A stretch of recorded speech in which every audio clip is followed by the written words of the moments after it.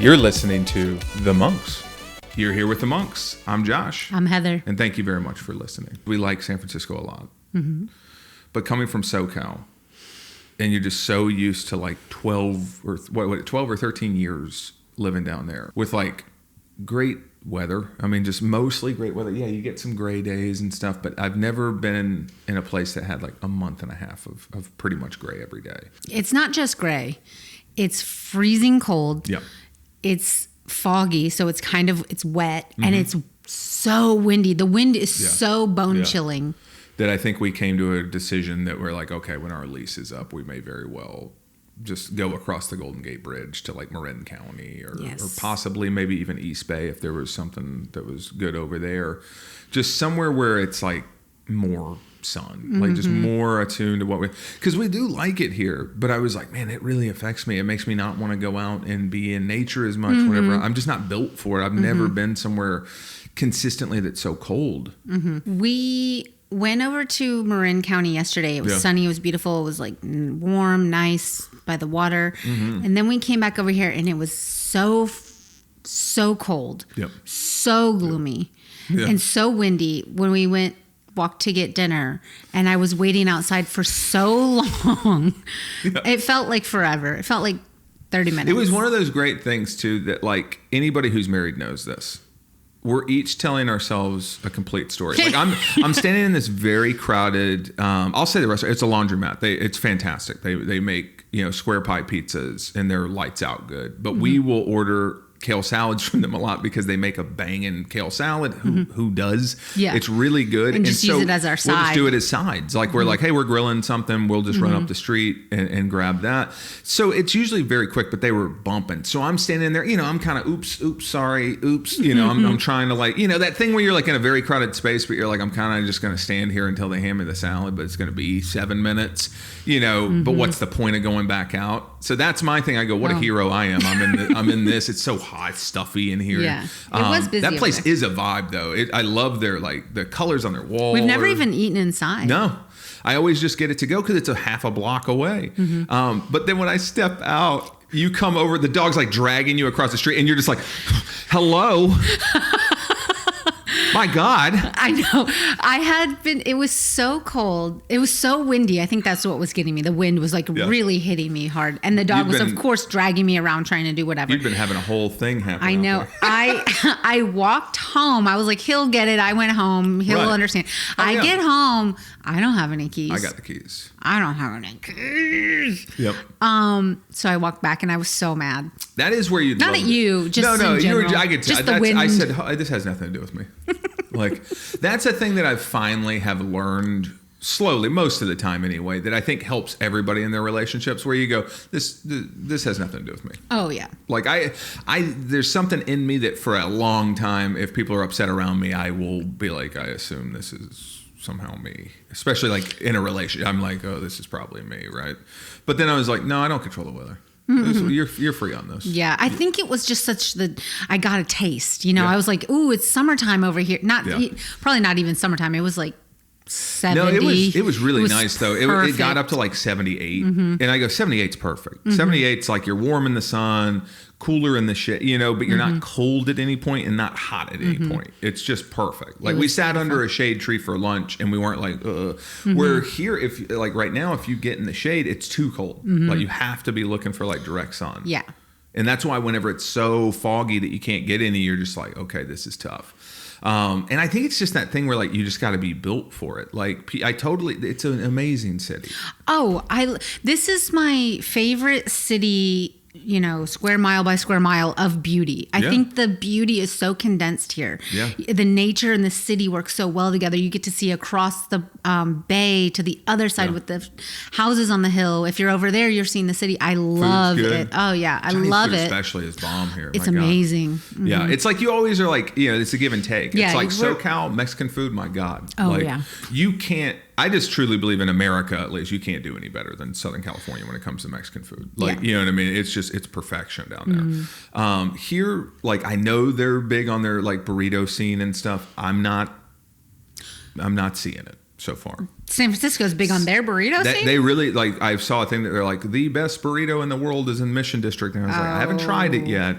But I kind of saw how they were putting it together, and I was like, I don't know about all that. Like, I'm not saying it isn't, because I haven't had it yet, but I am saying, like, when you've lived in San Diego and Los Angeles, and somebody goes like, this is the best burrito you've ever had, you're like, I think it's going to take a lot to remember that time we were in, I think, some tiny town outside of Seattle, like Portsmouth Towns, I don't know, something. Yeah. And you ordered a burrito, and I thought, what is he doing? It was a breakfast burrito. Still. Yeah. And when they brought the tortilla out, it was like they had heard about a tortilla. Somebody had explained it to them, but never wrote anything down on paper. Like, they were like, okay, I think I get it. Like, flat. Because it came out, and it was like, it's almost like those Italian crackers where it's like they've clearly taken dough and they've like kneaded it out and rolled it out, and it just gets crispy.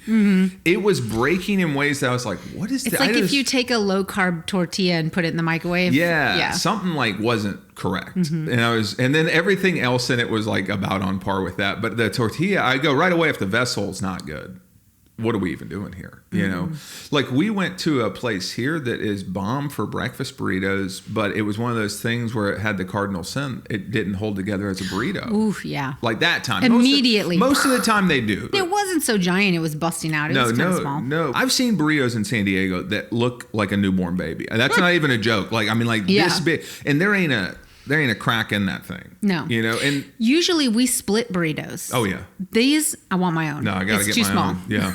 In San Diego too, you'll go to Old Town and you'll just buy the tortilla on the with a little butter sauce or cinnamon sugar and just eat that walking around. And you're like, yeah, this is great. My mom, whenever we gave her a tortilla from there, she was like, wow, this is amazing. Like, you know, I think people are like, I didn't know a tortilla could be this good. I'm like, they're so delicious. They have like a butter, you know, they're amazing. That's why I was like, I'm not going to say that they don't. I'm going to say I'm very excited to try them, a few in the Mission District, because I know that's like kind of the spot. I'd love to be wrong, because I do have a hankering for like a good burrito, but man, it feels like between LA and San Diego, it's like I just don't know how you're going to top those. Yeah. You could throw a rock and hit like somebody just on the side of the street making bomb burritos there. I do miss it. Those are the things, like whenever I think about like getting on a plane, I wish I could be like, it's to see friends. But it is to visit certain restaurants. I'm like, yeah, no, we'll get it. As long as our friends will meet us at these spots where they have the burritos. Yeah, maybe at Don Tommy's. We watched a murder documentary like series on Hulu, Mr. and Mrs. Murder. And it was set in, Tallahassee, Florida? Tallahassee. Up in that panhandle, getting up in that panhandle territory. Right away, like visually, I think for people who don't know Florida that well, I think Tallahassee, they're like, what? I don't get it. Because it's like, it really is, that's part of that like South below the South. Like it just, it's its own thing. It's all swampy. There were two main couples, let's say, in the documentary. They all went to high school together. They grew up together, went to high school together. Two different couples, they got married. They were very young, probably early 20s. One of the guys went out fishing or hunting and never came back. He disappeared. And turns out, dun, dun, dun, two of his wife and the other guy wanted to get together, so they conspired to kill him, and it took 17 years, I think. So long. The weird thing with it is, like, both the people who did it are in prison, but neither are in prison for murder. Sometimes you hear these deals that get offered, because again, like, they had not even found this man's body for 17 years. Like, they had drudged that like lake that it happened in, because that was one of the things that his mother said. So they just said, oh, hunting accident, he's out hunting ducks on a boat. He can't swim great. He's in waders, which waders come up to about waist high, and they start to fill with water if you go in the water. You know what I mean? It's going to make it even more challenging to kind of like swim in them. So they go, nope, he fell in. But just a quick question on waders. Yeah. Couldn't you pretty easily slide off the suspenders and pop out of them? I want to say yes. Like, even based on the perpetrator of the crime against him said, oh, I realized he was getting out of his waders in his jacket. Oh, okay. Because his plan was, he's not a strong swimmer. I'm going to knock him out of the boat. And this is like how we, like, some people will like try to find how they're not what they are. He was like, and then if it happens, it's like not completely your fault. And I said, no, it is. If your buddy knows you're not a good swimmer and he knocks you into the water hoping you drown, and then you do, that's 100% your fault. It's, and honestly, I don't want to say it sounds worse, but it does sound like you have a lot. Because I always think like there's a lot of time when it's something like that. There's a lot of time to turn back. I've seen that a lot in a lot of different cases. Like, we all watch these things, and sometimes you'll go, there's a lot of opportunity for this person to have a change of heart here. Oh, absolutely. It's crazy. Yeah. So I was like, no, what a weird thing to think. I always think too, if you're not riddled with guilt, if you don't kind of go, I can't do this. Like, I have to just say what I did because I do feel so bad. I go, I don't understand it.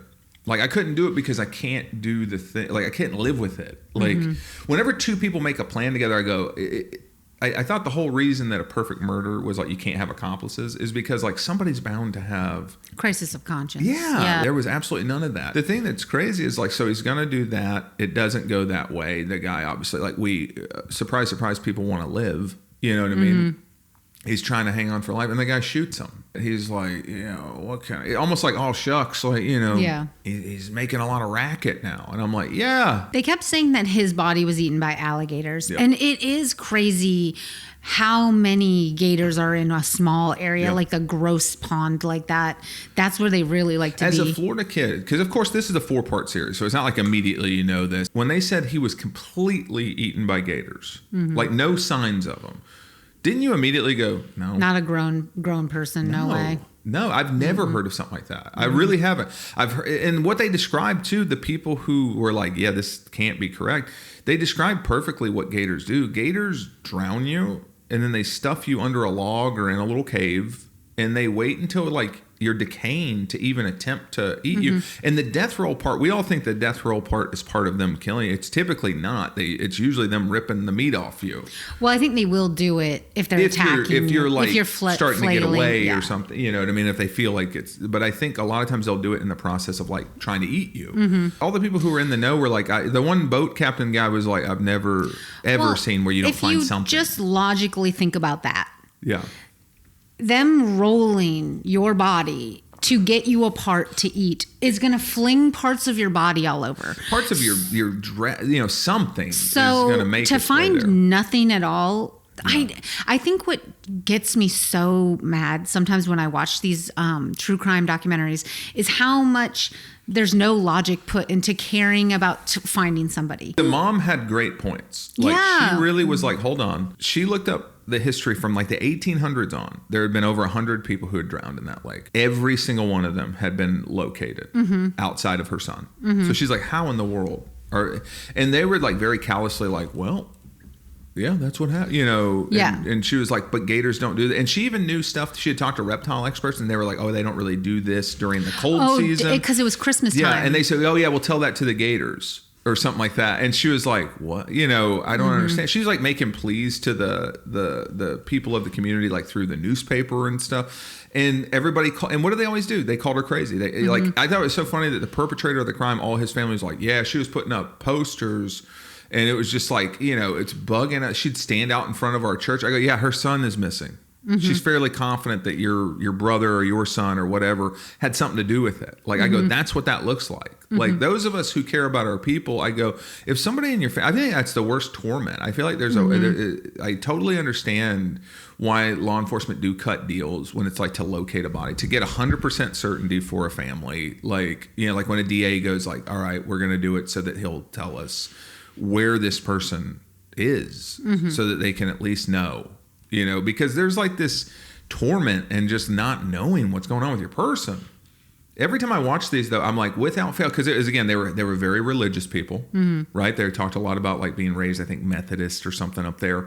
And I grew up like very much. I was like, this is like 1-to-1 the communities I grew up in. There were so many times that like I was like, yep, I remember this type of thing. Just that thing where like maybe you're not a good person, but your little equity in the community is like, but I certainly go to church a lot. Like I'm very judgmental of other people. Oh yeah. And I go, and this is sometimes what you get, like, because I've seen it on numerous ones where somebody goes like, oh, the church frowned upon divorce, and I go, did they love murder? What is the thought process? I thought that was like the number one on the command. Is that the number one? I got to be honest, guys. If I were a preacher, I go, and just to be clear again, if you're thinking you're going to get a divorce and you go like, ooh, I know that the church may frown upon that, just know we definitely 1,000% frown upon murder. Yeah, like if it's I'd one say or the more other, so. Oh, a lot more so. Yeah, that's my point. Thank you for chiming in from the keys over there. That's our organist, Becky.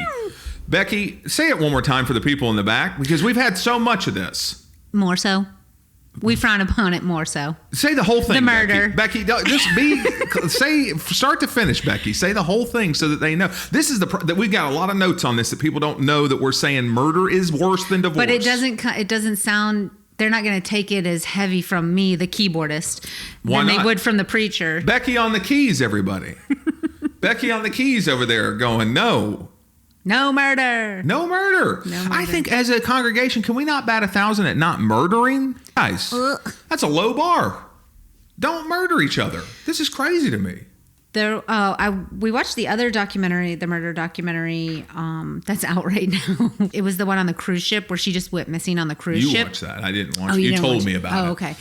And everybody in a couple knows that too, where you're like, hey, that one was one that I just went ahead with, but I will now tell you beat for beat everything about it. And I go, okay.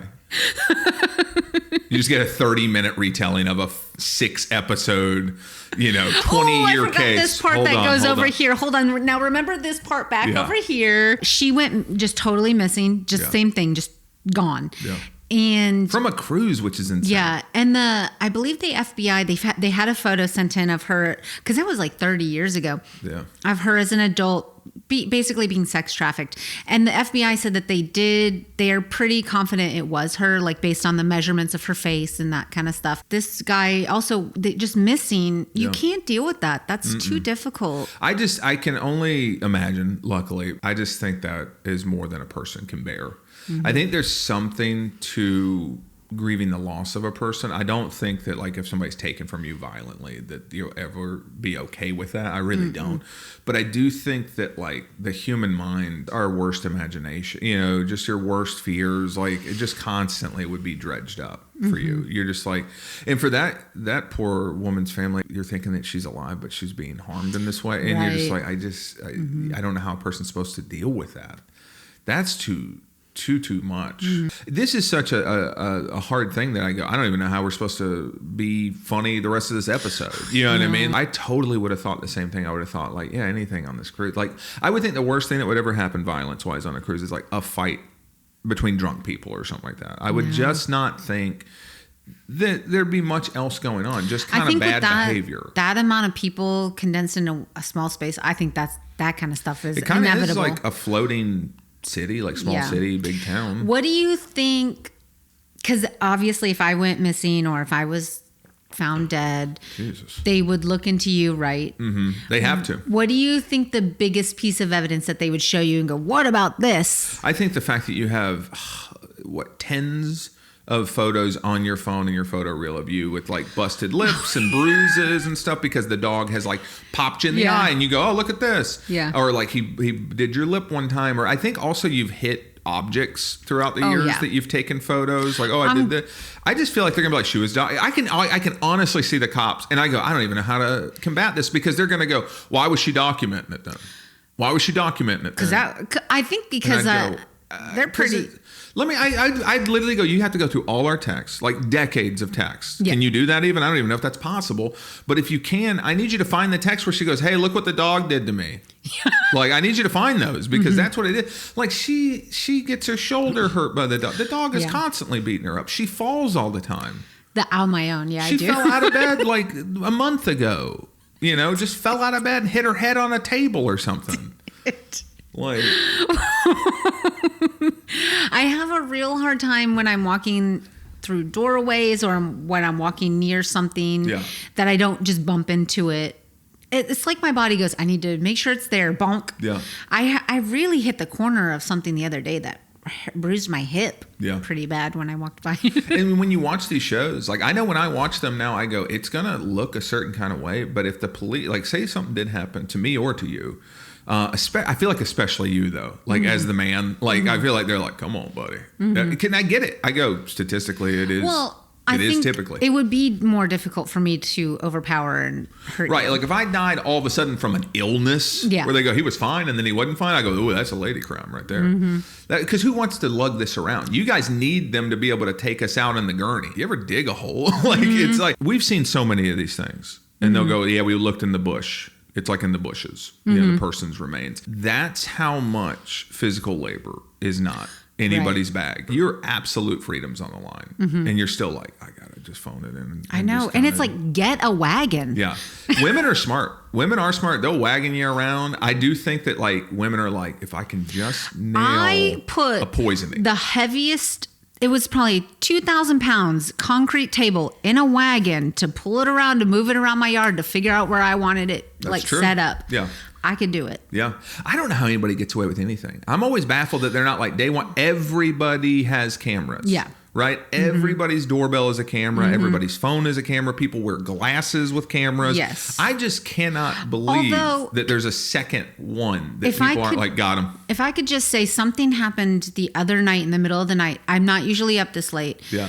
And I thought, is this happening while I'm just sleeping and I have no idea? I heard this. I had the front door open to get a breeze. Yeah. And we have a vestibule, so the wrought iron gate was locked. Yeah. And I heard. So don't come trying nothing. Get us. I heard. We heard it for a long time too. You were like, what is that? And I was like, I'm watching TV. I was like, it good must be 5 minutes. Goat in the city. I don't know. I don't know. It was crazy. So finally I was like, I gotta go out front and see what's going on here. Yeah. And there was just a figure in the middle of the street casting a spell, moving and grooving, doing some goat noise, and then all of a sudden starts kind of walking really fast. Then just but like not moving his arm, not bending his arm, walking down the hill, but never pumping. It was very very Bigfoot. Yeah. You know how Bigfoot walks. Yeah, and then stops kind of at the cross street under a light, very cinematic, kind of looks around and then just goes down the other street. And then I thought, okay, here comes a car. It's going to drive by so I can see what he looks like to describe him. And up padiddle, the headlights out. And it's the headlight on their side. On their side. Like, I couldn't see him. And then one other thing to mention was earlier in the night we were in the backyard and you could see in the fog they had all these lights going around. It almost looked like, what is it, Aurora Borealis or whatever. It was creating those kind of color tones in it, but it was from lights. And I just thought, if this were like an alien movie, we would just be characters who just can't. It's like Shaun of the Dead, but with aliens. Like, they're like, you're not getting it. He's like, and running in a way that people don't run. And there's lights in the thing. And I'm still like, well, I guess lock the front door and let's go to bed. It would take a lot for me to actually even acknowledge that anything's happening. Like, I'm protecting my family from the things that I think kill most Americans. Just get a divorce. Don't murder each other. Good Lord. If I had I really wish people would just share what's going on with them a bit more. Because if I had a friend who goes, man, I just don't know what to do. I really want to be with this other lady. And I really am thinking that I'll kill her husband. I'd go, don't do that at all. That's crazy. Actually, now that I think about it, I have pretty big snitch energy. Don't tell me that kind of stuff because I feel like I'd be like, bro, I can't be a party to that. You're going to be in the documentary going, and I told the police 100 times. And they didn't do anything. They didn't do nothing, but I do have it on the record and I made them sign this thing saying that I did tell them. Mm-hmm. And I told the lady, I would tell the person too, I would go, I think you need to watch out. I would come off like a crazy person. But I will snitch on something like that. Like if you tell, like, here's the real deal. If like one of my buddies said, hey, I'm stepping out on my wife, I'd be like, again, I really wish you hadn't told me. I just kind of think, as you and I both, we both have the same kind of personality when it comes to this. Do not tell us a secret. That's true. It's sometimes not even intentional. We'll forget that it's a secret. I will forget. And I will tell it. Or I will need fodder at a dinner party. Yeah. You know? Well, that's okay if that can go there. But I have a handful of secrets I know that I wish I didn't because I'm always like, ooh, I hope this person isn't around and I accidentally say this. Luckily nothing too crazy, but you're just like, I one time almost snitched out on somebody I worked with having a kind of a thing with somebody else I worked with to her husband because I didn't know that was her husband. That's because you just started the job. I had just started and I saw them during lunch holding hands in the parking lot and I thought, oh, they're a couple. Right. Like, I don't know. These two people that I don't know together. you. They were, and then I got a call from the guy and he said, oh, my wife works there. And I thought, who's that? And he said, and I said, oh, is that like your work wife? And he's like, no, my real wife. And I was like, oh. And see, that's why I don't like that stuff. I am weird. I'm very staunch in certain things. I go, now here's the deal. If you are openly and consensually doing whatever. You could come to me and go, hey, we're in an 8 thing. We're in an octagon of love. Like, but we all know. I go, that's fine, dude. I honestly don't care. I'm not judgmental in that way. But man, first off, don't have me feel like I'm a party to harming your person. I don't like that stuff. Like if you're holding hands in the parking lot and we all know your person, that I don't like that, dude. That is not how I want to roll. Now, will I go tell? Probably not, because it's like, do I really want your mess on me? But I will feel very, like, it will show me about your character. Let's put it that way. Like I'd be like, that's not a person who I need to know much more than what I already know them. I don't like that playing in people's face stuff. If you're going to be doing something, just do it up front. Like have a difficult conversation and move on. I think so many things in this world, this is like my crazy pitch for like having difficult conversations. I actually think that like a majority of the world's ails could just like not be a thing if any of us could just learn to have difficult conversations. I think learning to have difficult conversations is a two-way street as well, because you need to learn how to have them and you need to learn how to receive them. Yeah. That's the thing I should revamp schools. I got a lot of things that I think kids should learn that they don't teach in school. It would be very helpful. Financial stuff, right? How to be an adult, how to live on your own. I don't really think they go over that as well as they should. They want to know why kids are turning so hardcore to like learning stuff from TikTok. I go, because they have a thirst for knowledge. Like I don't fault people who learn a lot from YouTube and TikTok. I do fault like it's a lot of misinformation, unfortunately. Yeah. But I go, if you look at the positive side of it, I go, it's that we all would like to know more. And we would like to learn. What I don't understand is why don't they take, obviously that's how they like to learn. Right. They like it in a way that That is the part that kills me. Is I go, so instead of revamping the good information and making it more palatable, you just go, well, that's misinformation. I go, great. They don't seem to care about that. Right? Because, and here's the deal, I get it. Like, here's one way I know if I'm looking at real information versus like, this is probably not correct. If it is exciting, if it is fun, if it is not boring, I go, this is probably not true. You know what I mean? Like, I just know that like when a scientist comes to tell me something, I'm like, oh my God, my eyes are glazing over. Just tell me if I need the shot. Like, you know, that's how I am. If they were like, you're under suspicion, Josh, I go, I know it's going to look bad. I am going to go ahead and ask for a lawyer. And they'll go, really? But if you didn't do anything, and they'll start doing all that stuff. And I go, I know. I'd even go like, look, I know it may not look I would go, shutty uppy. You just said you want a lawyer. You're gone. You shutty uppy. You're gone in this scenario, though, so you can't tell me. But you've said that. I hope you hear it in your head. I know. You are the reason that I would do it. I go, she would be like, just ask for a lawyer. Don't worry about how it looks. Everybody who knows you didn't do it. Yeah. Get a lawyer. Because that's what they do. They make you feel like these people are being lazy. Yeah, hurry up with this part of the investigation and get to what really happened. The lawyer will streamline. It was an accident, I guess. The lawyer will streamline it. The lawyer will make sure that they like get the appropriate experts to actually like rule things out. Because if it is a fall or something like that, like man, when I saw that documentary, The Staircase. I said, oh boy, oh boy. So I said, so people tripping down staircases and they can't figure this out. And I could just feel for the guy like that. And again, I go, am I being tricked? You know, because I don't know. Nothing worse than when you bite real hard on the opening narrative of a documentary. And if you watch enough of these, you almost go like, nah, that's what they want you to do. This is the first story. Yeah. And then they're going to flip it and you're going to feel like a dummy because you're like, wait a minute.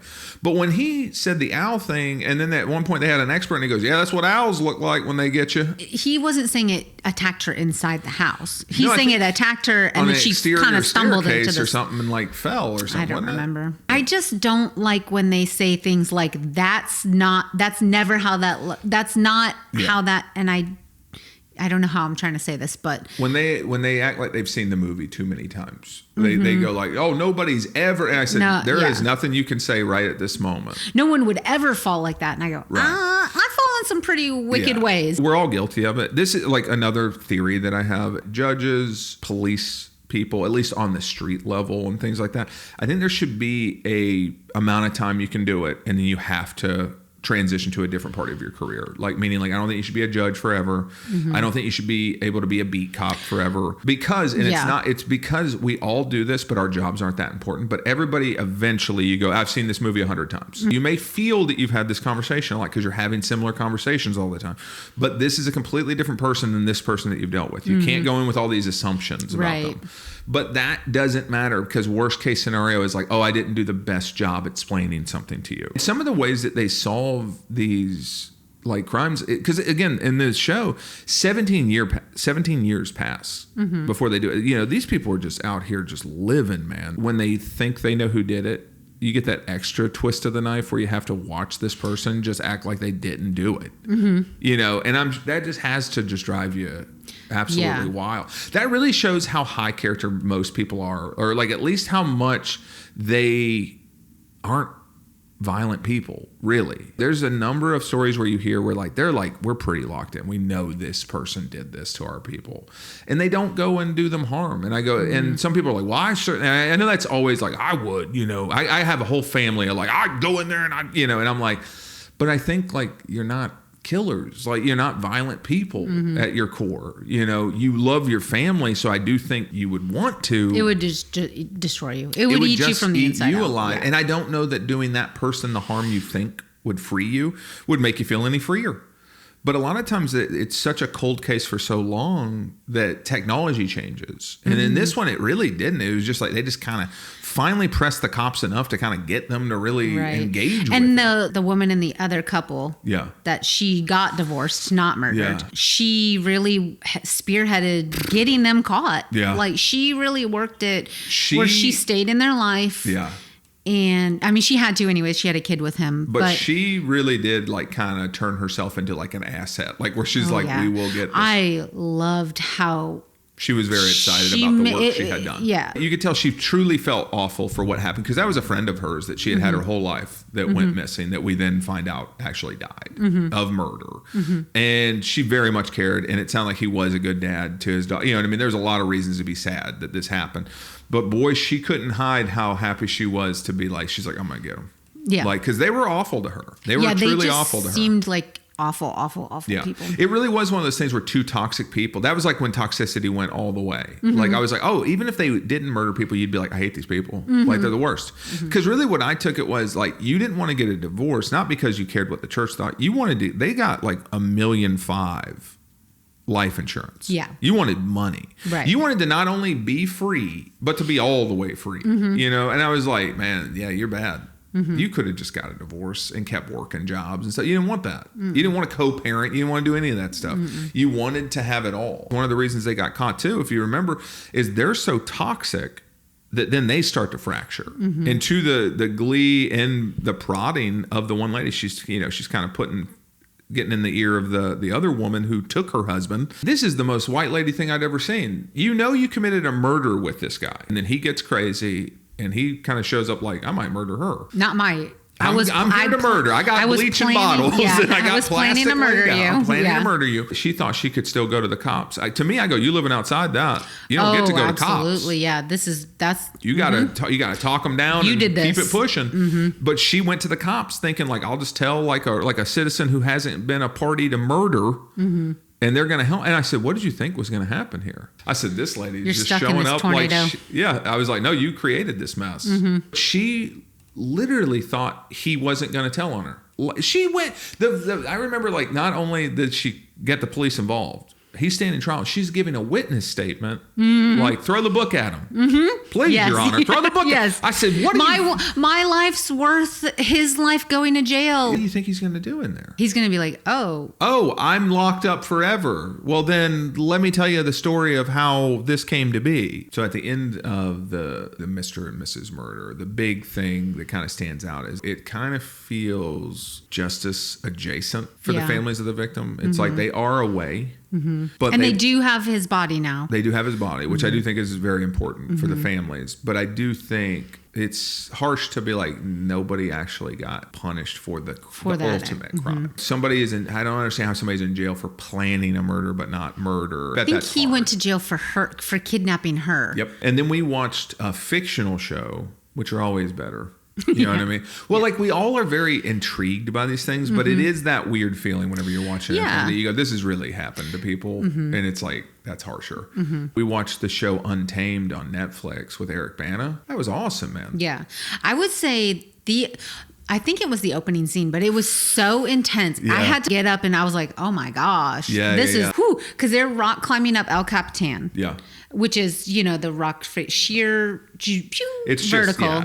They just did a great job building it out.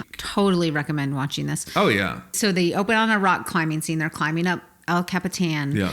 And this body comes flying off over, and it catches the rope and it pulls the other guy down, and the other guy's trying to hold on. And it's just really intense. Such a good job even before that body comes into frame. Right. Like, it was already tense. Hole, you know, like they're just like, they really made a nice meal out of like, it's hard. It's just such an intense thing to be up there. Actually, the two things in Untamed that really got both of us, again, you're so used to watching like crime drama and real life crime stuff that it wasn't the crime stuff. It was literally both had something to do with the nature element, because that was the coolest thing about it. Is like Eric Bana's character is a federal agent who does investigations within the park system. And it's just beautiful scenery of Yosemite. It's like this terrible story of like who is this girl, like who is this woman that just obviously died. But you're taken into these sweeping, beautiful images of Yosemite. And I thought, oh, that's interesting. You know, I like,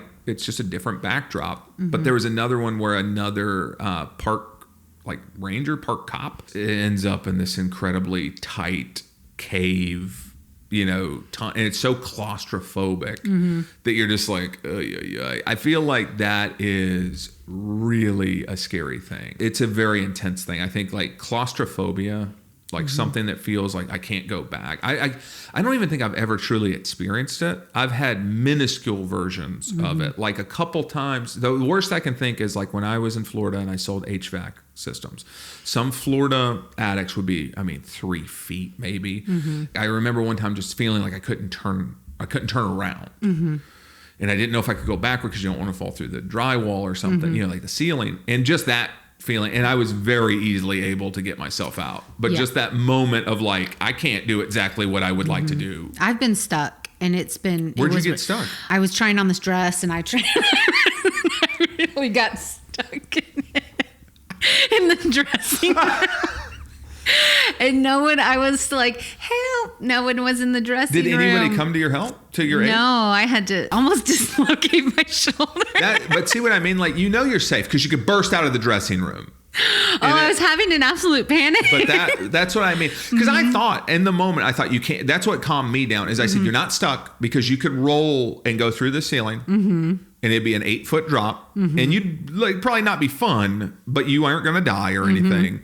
You'd be fine. Yeah. And in that scene, they did a really good job of. Well, also in that scene, it was raining out and the water was coming in, and it was like up to, you know. Yeah, because in fiction, we got to heighten it. You know what I mean? I love watching shows that take place in places that are a little bit different than what we typically see. I love it. I think that's one of the reasons people like Yellowstone so much, is I think it's just sweeping views of a thing that aren't as often shown on television and movies and stuff like that. It's one of the reasons I love stuff being shot in California. I will live and die on that hill. I want to see it. It looks great. It's visually interesting. It's so beautiful. It's amazing. The West in general is great. I want to see New York City on film. I want to see Chicago. Like, there's a reason these places, I want to see the best of the best.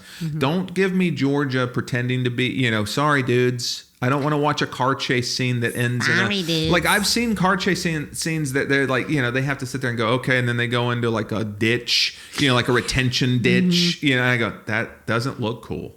Sorry. I'm glad that you got a tax incentive. It doesn't look good. Could we at least still like care what's actually up on the screen a little bit? Another documentary that we watched that took like thinking of like Untamed, how it's like beautiful, is we watched Shark Whisperer. And it's crazy. You talk about people being brave. That's why I was like talking about the cavers, and there's these 1% of humans that gotta touch it. Yeah. You know what I mean? They gotta go all the way with it. I'm not one of those people. I am so in such awe of those people. I really do wish I was that kind of person. Do you really? I would love to be somebody who was like just outdoing all the time. I would like to be outdoing. I'm up for that. And you are too. I mean, you do a lot. You like to go hike, all those kind of things. What I do not have the correct brain chemistry to be a 1%er that's out here like, I want to climb Half Dome. I want to climb El Capitan without ropes. I want to go caving and rediscover. I mean, these people are like discovering places that on Earth, no one's mapped it. In 2025, you're going into something that somebody goes, we don't know. We've never been there. The Shark Whisperer is about a woman who is from Hawaii, Yep. and her husband, he's also, I believe, from Hawaii. Yeah. They dive all the time, and they've found high shark activity in certain areas that they dive. She can hold her breath for 6.5 minutes. Their ability to free dive was insanity. So they just they've just dived in these places, free dived, Yeah. and watched and researched and tracked Thousands and of times. And they really are able to recognize different sharks and their personalities, and not it's just very different interesting. breeds, but literally the different sharks. Like Right. they're taking like clinical notes of like, okay, there's damage to their dorsal fin or whatever. You know what I mean? Like they're identifying them and kind of naming them, so when they Yes. see them, they know. They're cleaning their tags if like another researcher has tagged them, so they don't get caught on netting as much. You know, and I guess their biggest kind of thing is like they're really about shark conservation. They're like, the narrative around sharks is very unfair, and people just feel like completely okay to just kill. I mean, was it 100 million a year that they're killing? It was a crazy amount, but every expert did agree, because there was some experts that are like, hey, we don't necessarily love the way she goes about doing it. And I felt like that was all because she's a woman. One, I definitely because felt she at doesn't times. have a degree to. I think if you're a person who's really in tune with the earth, you got a head start. If you can show me an expert who has higher qualifications that also will spend the amount of time free diving with these sharks, great. I'll take their information first. I think you had a good point, because at first I thought, man, what is this? Like, you know, does this really count? You know, what's their game here? But then I was like, very quickly, you said it best, where you're like, these people, her and her husband, kind of push through the noise by being genuine people. Like they're because some people were like, well, they're selling like gear. They're selling, and my thought was, yeah, it takes a lot to fund being able to go out day in and day out and do these dives, like those boats and living indoor. Like none of those are free things. So I don't fault somebody for being like, I have to monetize to some degree to be able to continue to fund what I'm trying to do. But I was like, there's easier ways. If you're trying to be a scammer, you don't have to go free dive with great white sharks if you're trying to get people's money. I think she and her husband and the people who dive with them and stuff, I think they truly are trying to walk the walk. They want to, they want to help sharks not be murdered, basically. And every expert did agree, like, look, she at very least is doing more good than bad. Right. By a lot.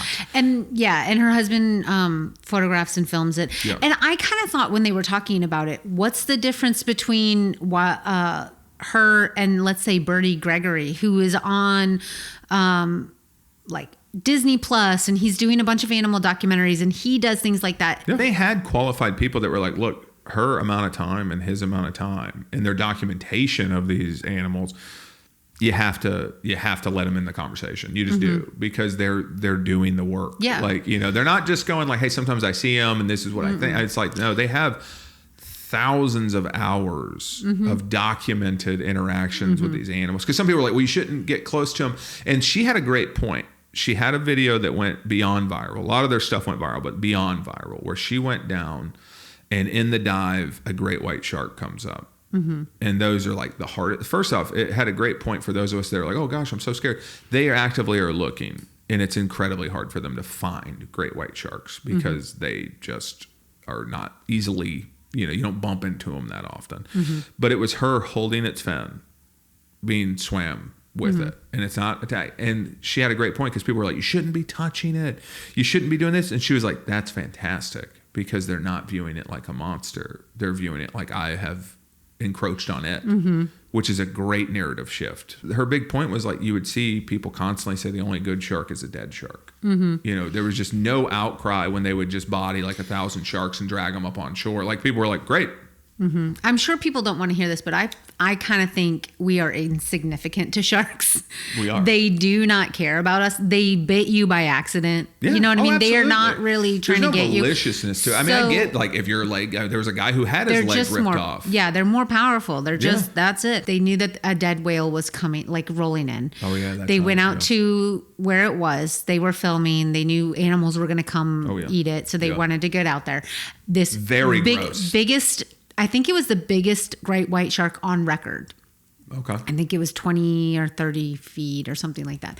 Anyways, comes up. Well, first of all, she said she was in the water. They're filming, so you get to see all this. But you hear this clicking, and you know it's dolphins. So you think, the dolphins are coming. I forgot about the dolphins. And these two dolphins come up, and they're absolutely the henchmen for this friggin' huge I don't great know what white the story shark is there, but I said, this is a Disney movie. Yeah, they were just two dolphins escorting this great white shark around the ocean. And they just let her join in as one of their group. Yep. But I thought that was incredible. You could just see like, all right, boss, we got a whale up ahead here, boss.